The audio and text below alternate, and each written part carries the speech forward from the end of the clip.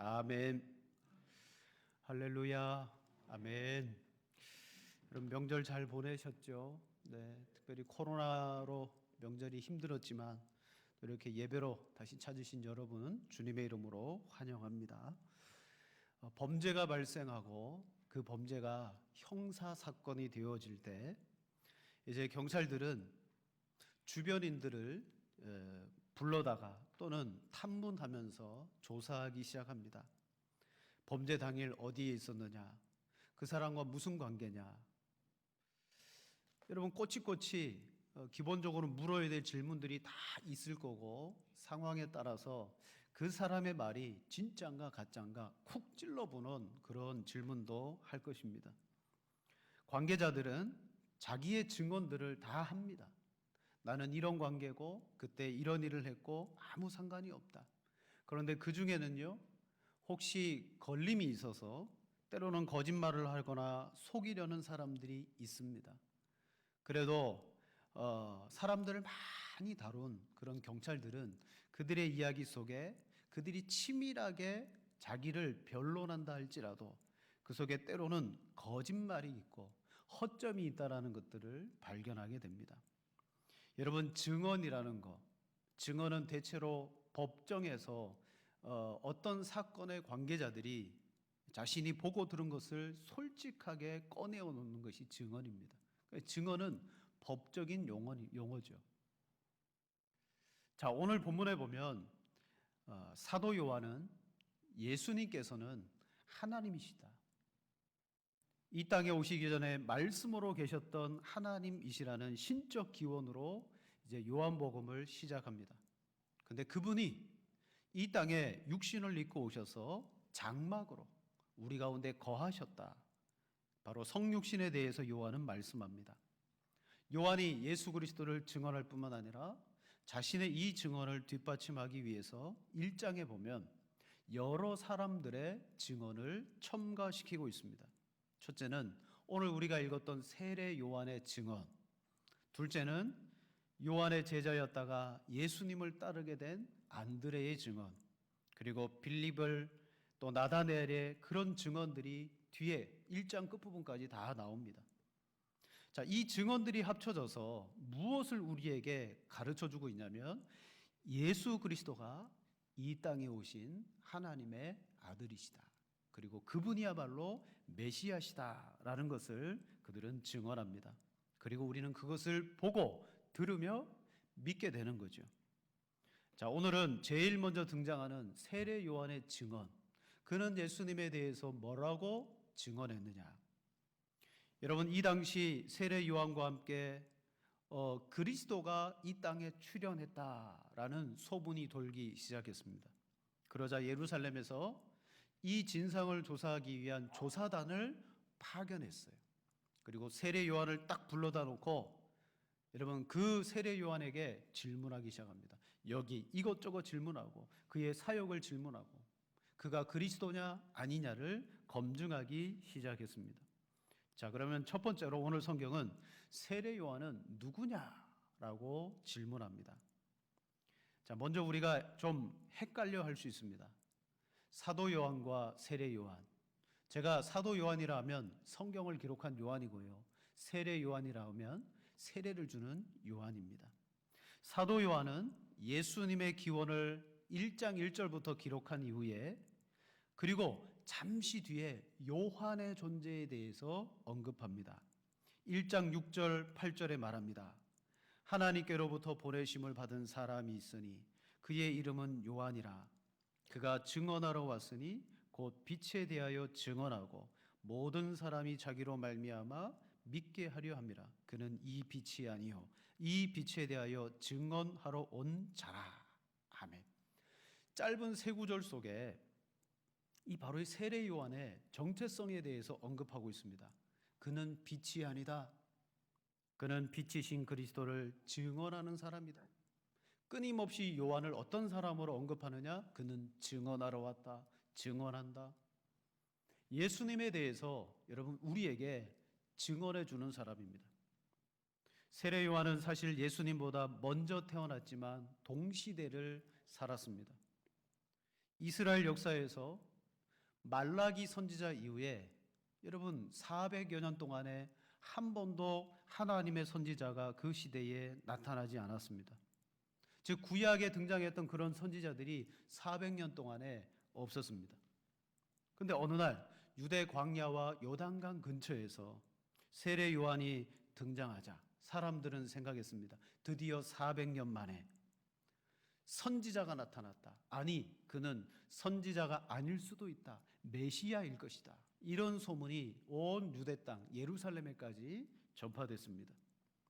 그래서 오늘 1절에 보니까 여러분 제사장들과 레위인들을 조직해 가지고요. 세례 요한이 그리스도냐 아니냐 그리스도 검증단을 만들었습니다.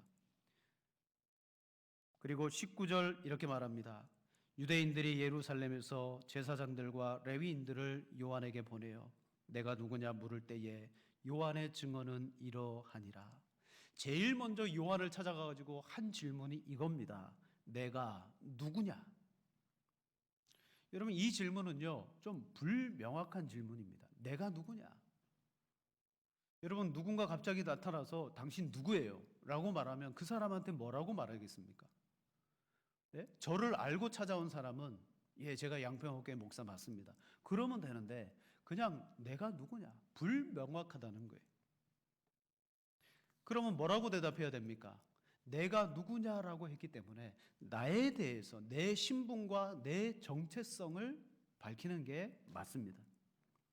이에 대한 요한의 대답은 주저하거나 애매모호하게 말하지 않고 명확하게 답변합니다. 20절에 요한이 드러내어 말하고 숨기지 아니하니 드러내어 하는 말이 나는 그리스도가 아니라 한데.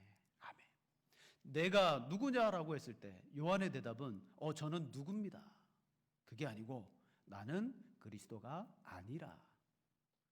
최근에 자신을 그리스도로 기대하고 사람들의 관심이 고조되고 있는 것을 그도 알았습니다. 하지만 아무리 대중들의 인기가 높아진다 할지라도 자신의 위치를 혼동하지는 않았어요. 인기는 인기고 나는 나라는 거예요. 나는 하나님이 보내신 사람이고 내가 해야 될 일은 따로 있고 자신은 그리스도가 아니라는 거예요. 지금은 감옥에 가 있습니다마는 신천지의 총회장이 2007년 PD수첩에 나와서 인터뷰를 했습니다. 그 내용 중에 기자가 이렇게 물어요. 이만희 씨에게 당신이 진짜 재림 예수라고 성도들에게 칭했습니까? 또 당신이 진짜 육체로 영생한다고 성도들에게 가르쳤습니까?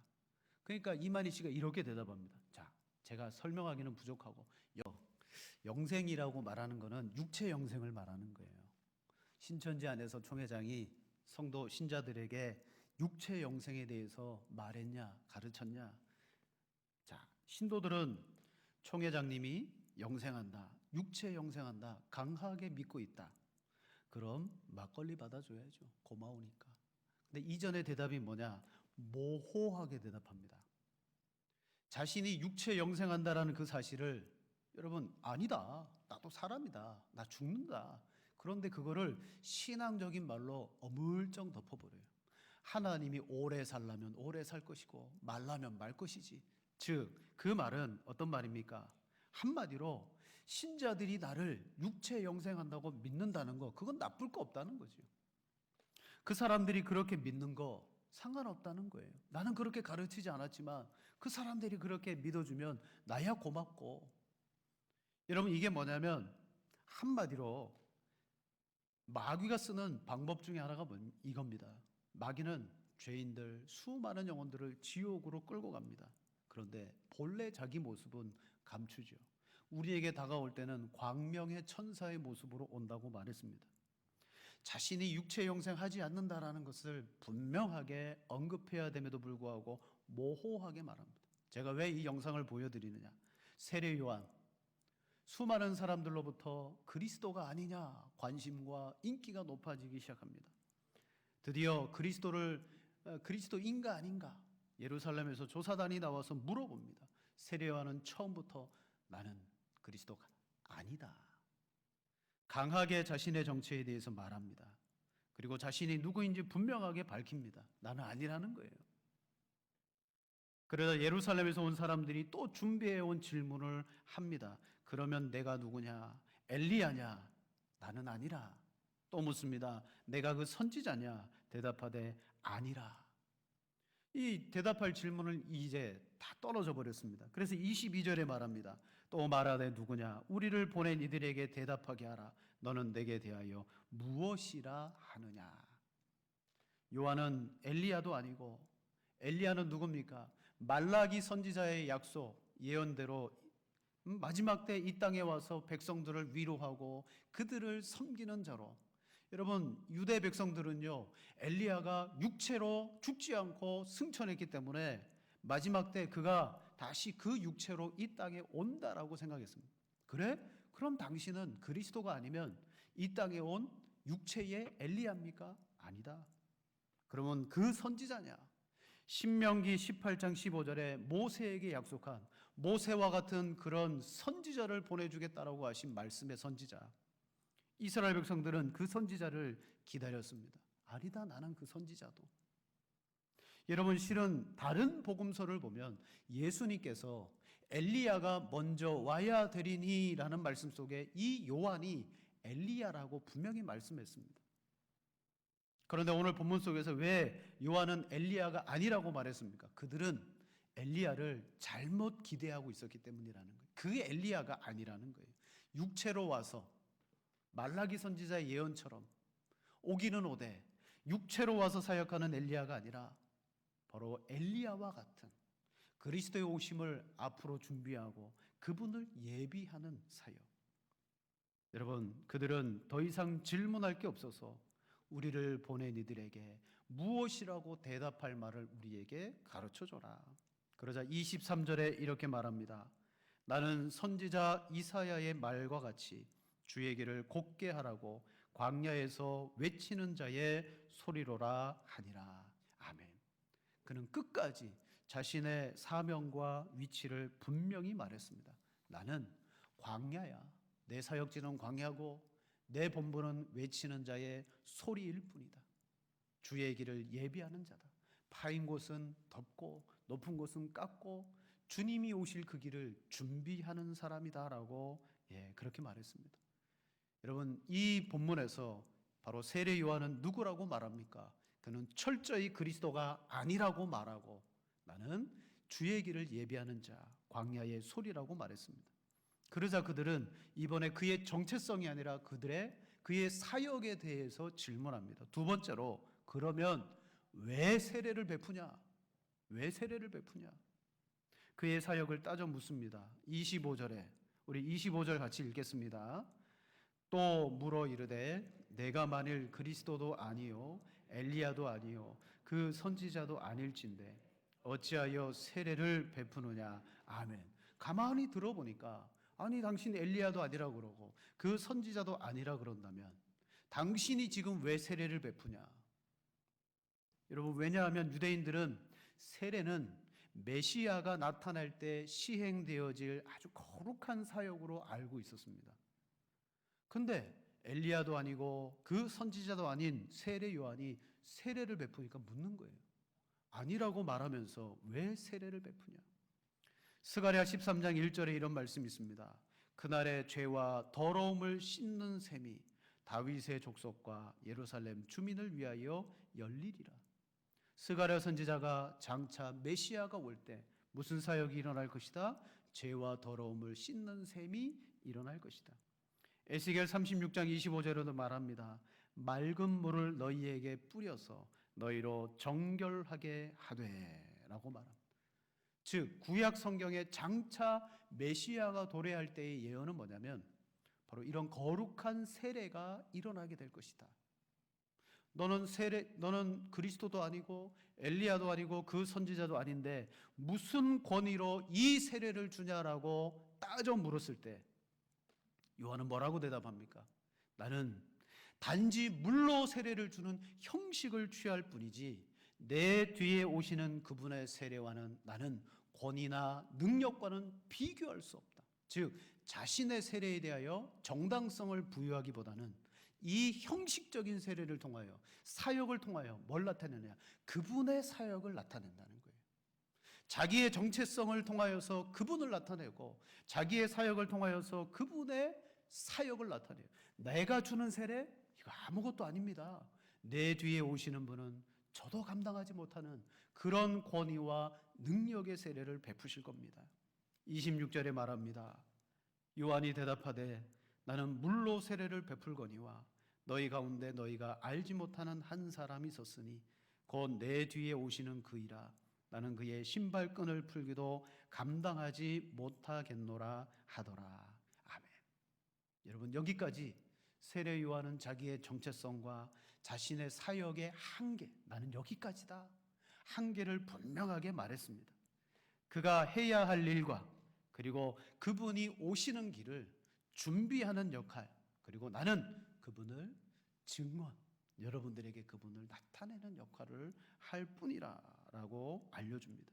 그러면서 나는 그분의 신발끈을 풀거나 매기도 감당하지 못한다. 당시에는 노예가 주인의 신발을 신겨주기도 하고 신발의 끈을 풀거나 또는 매주기도 했습니다. 노예가 하는 일이에요. 요한은 그리스도에 대해서 신발조차 신겨주거나 벗겨주는 일조차 감당하지 못할 천한 종과 같습니다. 즉 그리스도와 자신을 비교해보면 그렇다는 거예요. 시편 84편 10절에 다윗이 이런 고백을 합니다.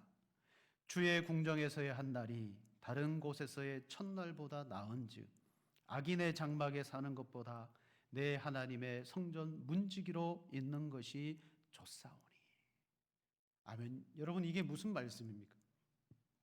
이건 진심으로 하나님의 영광을 아는 사람은 자신은 하나님의 영광 앞에 아무것도 아니라는 것을 여러분 고백하는 거예요. 오늘 우리가 신앙생활하면서 예수 그리스도를 통해서 이 하나님의 영광 앞에 서야 되는 줄로 믿습니다. 세례 요한이 그는 그리스도를 믿었고 그분을 예비했던 중요한 사람입니다. 우리와는 비교할 수 없는 사명을 감당했습니다. 근데 그는 그리스도를 어떻게 해요? 그 영광 앞에 자기는 아무것도 아니다. 제가 말씀을 준비하면서 생각해 봤습니다. 세례 요한은 철저하게 자신의 꿈은 없었던 사람이구나. 그는 자기의 꿈은 없었던 사람이에요. 다만 하나님께서 하라고 보내신 일에만 관심이 있었습니다. 오늘날 많은 사람들이 자기의 꿈을 소중하게 여깁니다. 저도 그랬지만 어려서부터 꿈을 적어봐라. 내 꿈이 뭐냐? 그 꿈을 이루기 위해서 노력해라. 애써라. 사람들은 꿈을 소중하게 여기고 그리고 꿈을 물었을 때 꿈이 없다라고 말하는 사람은요, 이상하게 여겨요. 왜 꿈이 없지? 그런데요, 성경을 읽고 또 말씀을 준비하면서 꿈은 철저하게 자기 자신에 대한 관심과 사랑의 표현이 아닐까. 꿈은. 자, 우리는 어떤 면에서 내가 꿈을 꾸고 그 꿈을 하나님 앞에 이루어 달라고 때를 쓰는 입장이 아닌가. 성경을 이렇게 찾아보면 성경 어디에도 우리의 개인의 꿈이나 비전을 찾아라, 그 꿈을 얻고 그 비전을 이루기 위해서 하나님 앞에 기도해라, 그렇게 말하는 부분은 못 찾은 것 같아요. 근데 성경에 가득 차 있는 것은 뭐냐? 내 개인의 꿈이 아니라 하나님의 뜻이 무엇인가를 알아라. 그리고 그 뜻을 이루기 위한 삶을 살아라. 이게 성경적인 표현인 것 같아요. 오늘날 교회 안에도 하나님을 믿고 그리스도를 믿으면 꿈을 꿔라, 비전을 가져라 라고 말하지만 진짜 성경적인 것은 나 스스로가 꿈을 꾸거나 비전을 갖는 게 아니라 여러분 하나님의 뜻을 찾고 그것을 이루는 삶이 아닌가. 제가 오늘 세례 요한을 보니까 그래요.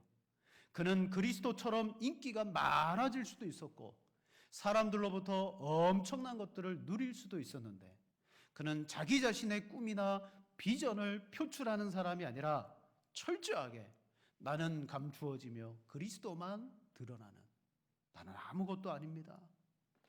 그분과 비교하면 나는 아무 존재도 아닙니다.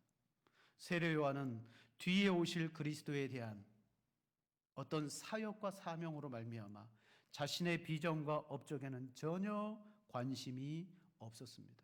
단지 그리스도를 이 세상에 소개하는 역할, 증언하는 역할, 그 사명도 엄청난 사명이라고 여겼던 사람입니다.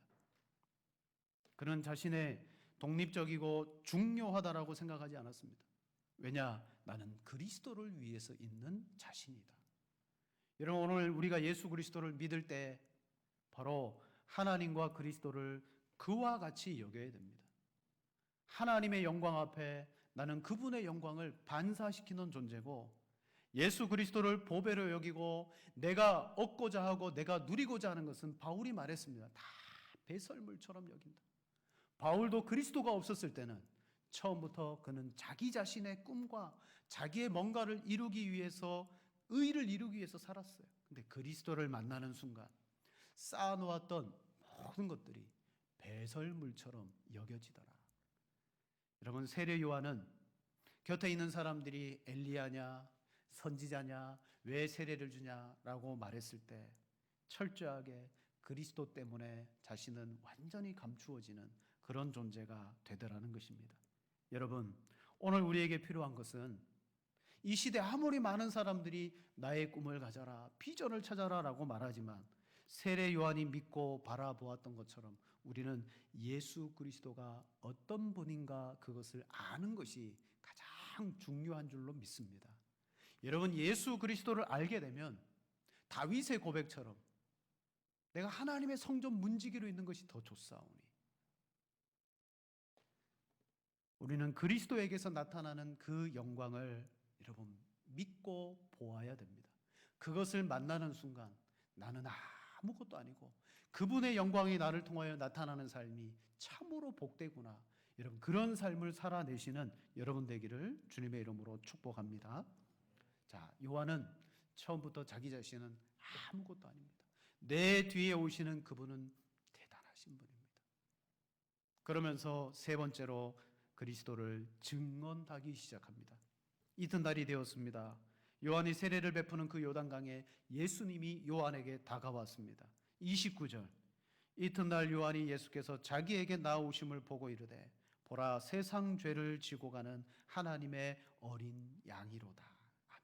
그를 보자마자 나오는 일발탄성, 세상 죄를 지고 가는 하나님의 어린 양이로다. 여러분, 이 고백과 증언은 그 어떤 성경의 그리스도에 대한 증언들보다 가장 그리스도를 잘 나타내주는 증언입니다. 요한은 예수 그리스도를 어떤 분이라고 증언합니까? 오늘 읽었던 이 본문의 말씀 속에 보면 첫째는 그리스도는 세상 죄를 지고 가는 하나님의 어린 양입니다. 유대인들은 태어나서 여러분 유월절과 무교절을 보내면서 바로 출애굽 날에 문설주의 어린 양의 피가 발라졌던 그 사건을 철저하게 기억하고 체험했습니다. 그리고 과거의 구약에 여러분 제사를 지내며 어린 양이 속죄제의 도구가 되었다라는 것을 이스라엘 백성들은요 잘 알고 있습니다. 또한 이사야 53장에 어린 양은 고난받는 어린 양으로 나오고 있음을 잘 알아요. 그래서 구약을 종합해 보면 유대인들은 어린 양 그러면 바로 우리의 죄를 씻어줄 장차올 메시아라는 이미지를 가지고 있었어요. 그때 요한의 증언이 이것입니다. 보라, 세상 죄를 지고 가는 하나님의 어린 양이로다. 요한의 그 증언 자체는요 사람들을 그리스도에게로 이끌기에 충분했습니다. 왜냐하면 이제 35절 뒤에 보면 요한의 이 증언을 듣고 제자들이 따라가기 시작합니다. 따라가면서 뭐라고 말합니까? 보라, 하나님의 어린 양이로다. 36절. 그 말 한마디에 제자들도 예수님을 따라가기 시작하면서 하나님의 어린 양이라고 따르기 시작합니다. 요한의 첫 번째 증언은 바로 예수 그리스도는 세상 죄를 지고 가는 하나님의 어린 양이라 그랬습니다. 둘째는 그리스도는 성령으로 세례를 주시는 분이다 라고 증언합니다. 32절에 말하죠. 요한이 또 증언하여 이르되 내가 보매 성령이 비둘기같이 하늘로부터 내려와서 그의 위에 머물렀더라. 나도 그를 알지 못하였으나 나를 보내어 물로 세례를 베풀라 하신 그 이가 나에게 말씀하시되 성령이 내려서 누구 위에든지 머무는 것을 보거든 그가 곧 성령으로 세례를 베푸는 이인 줄 알라 하셨기에. 아멘. 여러분, 이때까지 요한도 누가 그리스도인지 몰랐어요. 많은 사람들이 그에게 다가왔는데 그 예수님을 보자마자 성령의 감동이 일어나 세상 죄를 지고 가는 하나님의 어린 양이라고 했는데 실제로 그분이 그리스도인 줄을 어떻게 알았느냐? 나를 보내어 물로 세례를 베풀라 하신 그 이가 말씀하시되 성령이 내려 누구 위에 머무는 것을 보거든 그가 성령으로 세례를 베푸는 이인 줄 알라. 요한도 뭡니까? 예수님을 증거하고 나타내는 사람이지만 그도 그리스도를 찾았던 사람. 누가 그리스도? 바로 그가 세례를 베풀 때 성령이 비둘기같이 예수님 위에 머물렀습니다. 아, 이분이 바로 성령을 세례로 베푸는 이시구나. 그러면서 예수 그리스도가 예수님이 하나님의 보내신 그리스도라는 것을 그 자리에서 증언했습니다. 자, 요한의 증언은 크게 두 가지였습니다. 보라, 세상 죄를 지고 가는 하나님의 어린 양이다. 두 번째로 성령이 그 위에 머물거든 그가 성령으로 세례를 주는 자다. 두 가지의 증언을 하며 오늘 우리에게 종합해서 이렇게 말합니다. 그리스도는 하나님의 아들이십니다. 하나님의 아들이라는 것, 곧 그가 하나님이시라는 뜻이에요. 34절에 이렇게 말합니다. 내가 보고 그가 하나님의 아들이심을 증언하였노라 하니라. 아멘. 세상 죄를 지고 가는 어린 양이로다. 내가 보매 성령이 그 위에 머물렀더라. 그런 증언들로 말미암아 요한이 이렇게 결론을 맺습니다. 보라, 하나님의 아들이다. 이것은 바로 사도 요한이 하고 싶어하는 고백과 똑같습니다. 사도 요한이 말하고 싶은 고백과 똑같아요. 우리 지난주에 왜 요한이 이 요한복음을 기록했다 그랬습니까? 내가 이것을 기록하면 표적입니다. 이 표적들을 기록하면 너희로 하여금 예수가 하나님의 아들이심을 믿게 하려 함이라. 요한의 처음부터 끝까지 초점은 뭐냐? 예수 그리스도는 하나님이시다. 그분의 아들이시다. 예수님은 세례 요한보다 앞선 분이며 그보다 뛰어나신 분입니다. 따지고 보면 육체적으로는 요한이 먼저 태어났습니다. 하지만 요한은 인정하고 있는 것이 뭐냐? 그리스도는 나보다 선제, 먼저 계셨다. 육체적으로는 내가 늦게 태어났지만 그리스도는 나보다 먼저 계셨다. 이 말은 바로 예수 그리스도는 누구시냐? 창조를 이루시고 거기에 동참하신 만물에게 생명을 주신 그는 하나님이시다라는 것을 여러분 증언합니다. 오늘도 우리는 이 증언을 받습니다. 저와 여러분은 이 증언을 통해서 그 그리스도의 영광을 듣고 배우게 되는 거예요. 그리고 내가 믿는 이 믿음이 진짜 성경적인 믿음이구나. 요한은 34절의 말씀뿐만 아니라 1장 15절에서 18절까지에도 그의 증언이 나옵니다. 우리 마지막으로 한번 읽겠습니다. 1장 15절에서 18절. 제가 먼저 봅니다. 요한이 그에 대하여 증언하여 외쳐 이르되 내가 전에 말하기를 내 뒤에 오시는 이는 이가 나보다 앞선 것은 나보다 먼저 계심이라 한 것이 이 사람을 가리킴이라 하니라.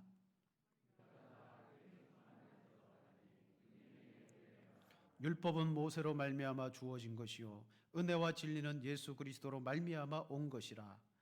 본래 하나님을 본 사람이 없으되 아버지 품속에 있는 독생하신 하나님이 나타내셨느니라. 아멘. 요한의 증거가 이겁니다. 하나님을 본 사람이 없지만 아버지 품속에 있는 독생하신 하나님이 나타나셨다.